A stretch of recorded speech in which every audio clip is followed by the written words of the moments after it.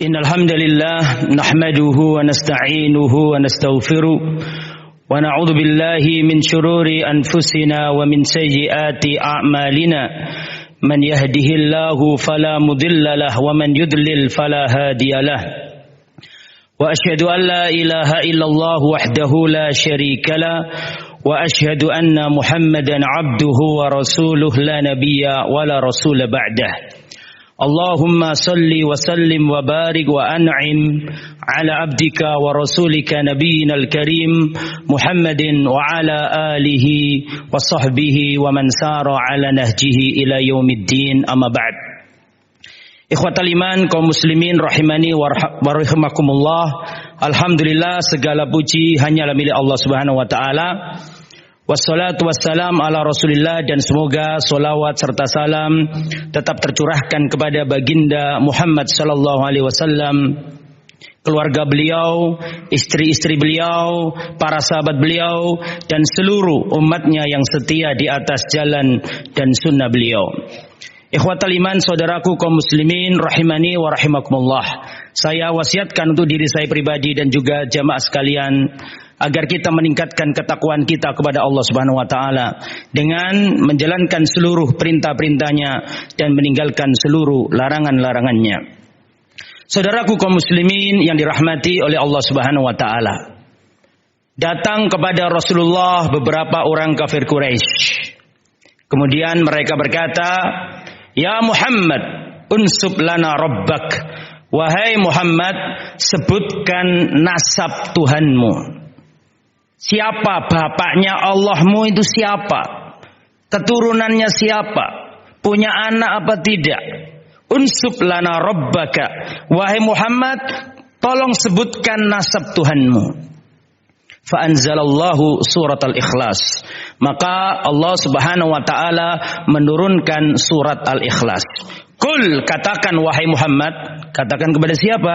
Kepada mereka, orang-orang kafir Quraisy yang bertanya kepada Nabi Muhammad tentang nasabnya Allah Subhanahu wa taala. Maka turun surat Al-Ikhlas. Rasulullah diperintah oleh Allah, kul, katakanlah ya Muhammad, huwallahu ahad. Allah itu satu. Allah itu tunggal. Allah itu esa. Tidak dua, tidak tiga. Allah itu satu. Allahus Samad. Allah itu As-Samad.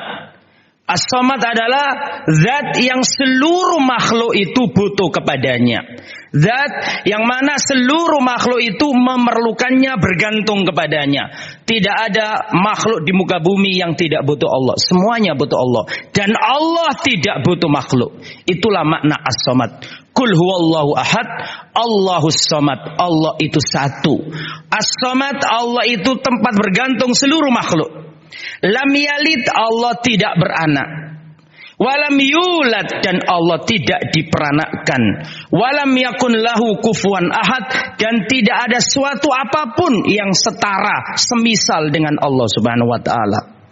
4 hal konsep ketuhanan yang sangat jelas yang tidak ada pada agama-agama yang lain. Saya ulangi.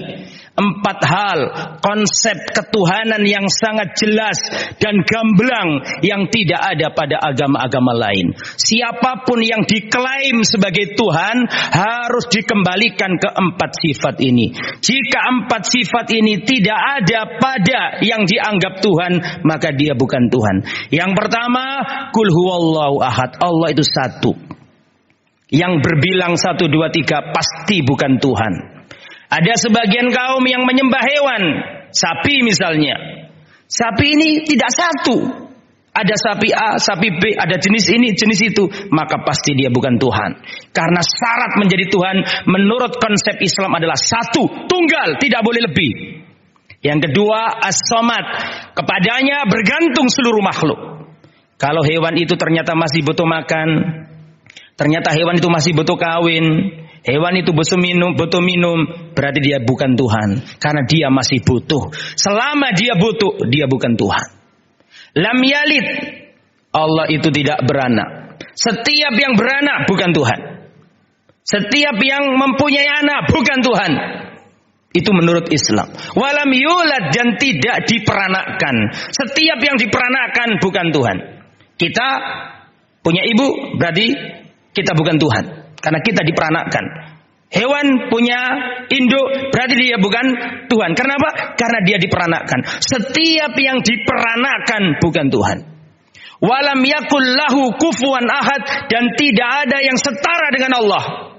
Tidak ada yang setara dengan Tuhan. Semuanya nggak ada yang bisa menandinginya. Kalau hewan tertentu kita jadikan Tuhan, ada yang misal dengan hewan ini. Kalau nabi tertentu dianggap sebagai anak Tuhan, maka ada nabi lain yang nggak punya bapak, nggak punya emak. Berarti ada padanannya, ada semisalnya. Berarti bukan nabi. Maka berarti bukan Tuhan. Maka seluruh konsep-konsep ketuhanan tidak ada yang sejelas Islam. Allah itu satu, bergantung kepadanya seluruh makhluk. Dia tidak beranak, dia tidak diperanakkan, dan tidak ada yang setara dengan Allah Subhanahu wa taala. Aqulu qouli hadza wastaghfirullahaladzim innahu wal ghafurur rahim. Alhamdulillah wassalatu wassalamu ala Rasulillah wa ala alihi wa sahbihi wa mawala wala haula wala quwata illa billah. Saudaraku kaum muslimin yang dirahmati oleh Allah. Di bulan ini akan muncul suatu atau seorang nabi yang sering disebut-sebut di bulan ini. Beliau adalah Nabi Isa alaihissalam. Kehadiran Nabi Isa alaihissalam membagi manusia menjadi 3 golongan. Maka perlu kita jelaskan bagaimana Islam memposisikan Nabi Isa alaihissalam. Para ulama menjelaskan manusia terbagi menjadi 3 golongan dalam merespon menyikapi Nabi Isa. Yang pertama adalah hum al-Yahud. Mereka adalah orang Yahudi yang pertama.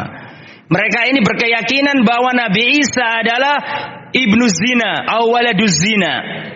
Orang Yahudi meyakini atau mengklaim Nabi Isa adalah anak hasil zina.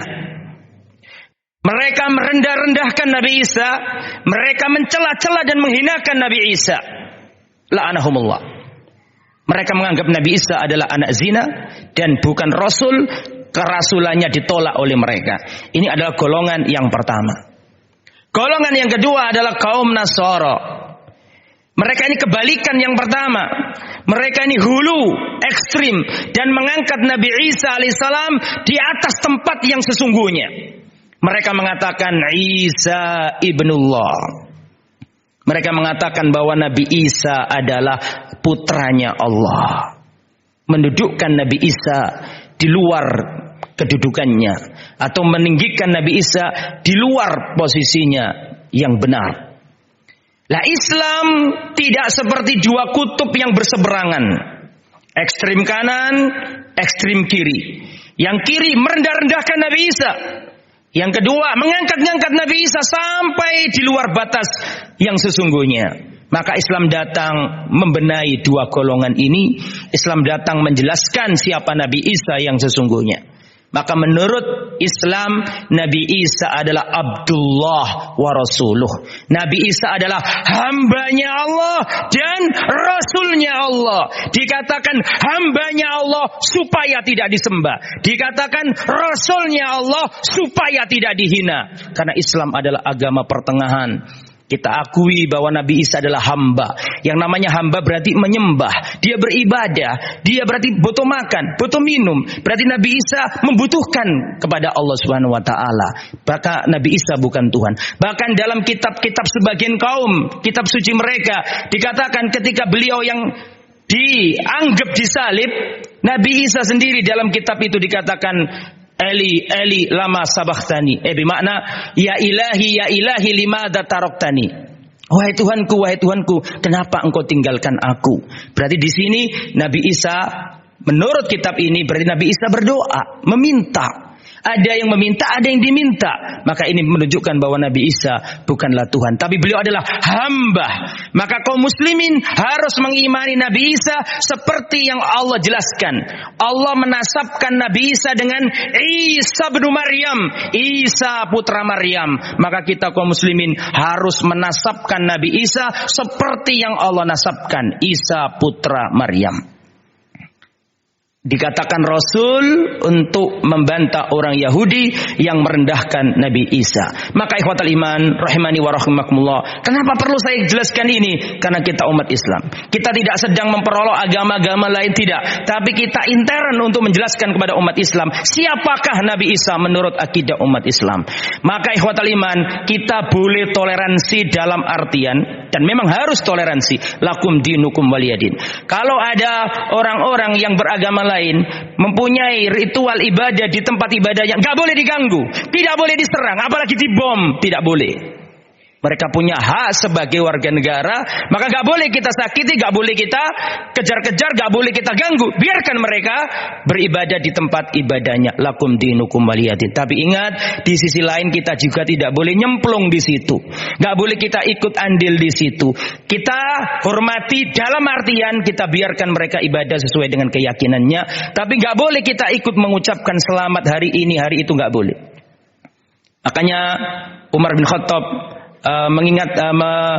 mewanti-wanti kita, la tadkhulu alal musyrikina fi kanaisihim yauma idihim fa inna sukhtata tanzilu alaihim. Hati-hati, jangan masuk ke tempat-tempat ibadah orang non-muslim ketika mereka menjalankan ritual-ritual ibadah mereka. Fa inna sukhtata tanzilu alaihim, karena murka Allah turun kepada mereka. Hampir langit ini pecah dan bumi ini terbelah dan hampir gunung itu runtuh ketika mereka mengatakan anda'ulir rahmani walada, ketika mereka mengatakan bahwa Allah punya anak. Maka kita kaum muslimin mengucapkan Nabi Isa adalah hamba Allah dan Rasulnya.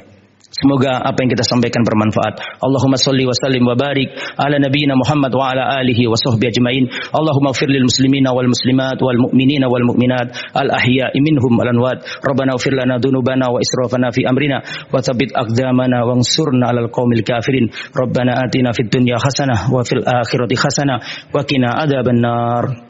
Wassallallahu nabiyana Muhammad wa ala alihi wa sahbihi ajmain. Wa akhiru da'wana alhamdulillahi rabbil alamin. Aqimissalam.